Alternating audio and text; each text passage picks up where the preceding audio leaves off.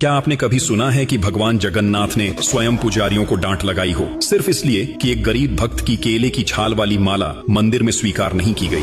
कहते हैं कि रघुदास पुरी के एक महान भक्ति योगी थे जो भगवान राम के परम भक्त थे। उनका आश्रय जगन्नाथ मंदिर के सिंहद्वार के पास एक बड़े छत्र के नीचे था। एक दिन उन्होंने मंदिर में प्रवेश किया और देखा कि भगवान जगन्नाथ के सामने राम, लक्ष्मण और सीता का दिव्य दर्शन हो रहा है। यह दृश्य देखकर रघुदास को यह विश्वास हो गया कि जगन्नाथ और रामचंद्र एक ही देवता हैं और उनकी भक्ति का स्वभाव सखा प्रेम में बदल गया। एक दिन रघुदास ने अत्यंत प्रेम से भगवान के लिए एक सुंदर माला तैयार की। माला तो उन्होंने फूलों से बनाई थी, लेकिन डोरी न मिलने के कारण उन्होंने केले के पेड़ की छाल को धागे की तरह इस्तेमाल किया। भक्ति उनकी सच्ची थी, परंतु मंदिर के नियम कठोर थे।